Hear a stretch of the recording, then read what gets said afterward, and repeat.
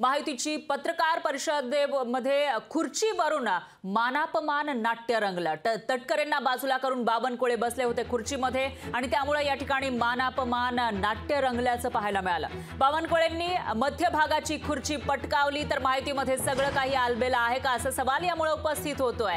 तर नेत्यांमध्ये वर्चस्वाची संगीत खुर्ची सुरू आहे का असा सवाल सुद्धा या ठिकाणी उपस्थित होतोय।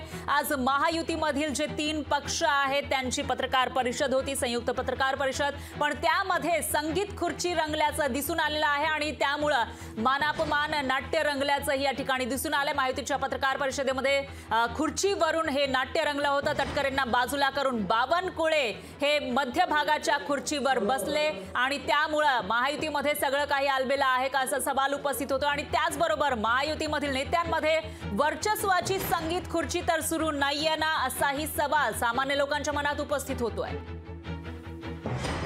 असं वाटतं की अजितदादा गटाच्या बद्दल काहीही प्रश्न असतील तर त्यांचे प्रवक्ते त्यावरती अधिक जास्त अधिकृतपणे प्रतिक्रिया देऊ शकतात। मी उगाच बेगानी शादी में अब्दुल्ला होण्याचं काही कारण नाही।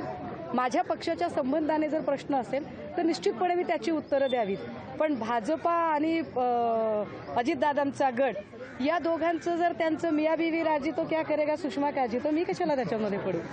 महायुतीमध्ये आता जो मोठा भावाचा तुम्ही प्रश्न काढलाय तर आम्ही तिघेही वेगवेगळ्या घरातनं एका व्यासपीठावर एका खुर्चीमध्ये बसलेलो आहोत। त्याच्यामुळे सुनील तटकरे साहेबांना जर बावनकुळे साहेबांनी उठवलं असेल तर त्यांची काहीतरी चर्चा आणि विनिमय तिथं झाला असेल। मध्यभागी बसले म्हणून ते मोठे झाले किंवा शेजारी बसले म्हणून कमी झाले असा कोणताही आमच्या महायुतीमध्ये गैरसमज नाही। लोकशाही मराठी ऐका, पहा, जागरूक रहा।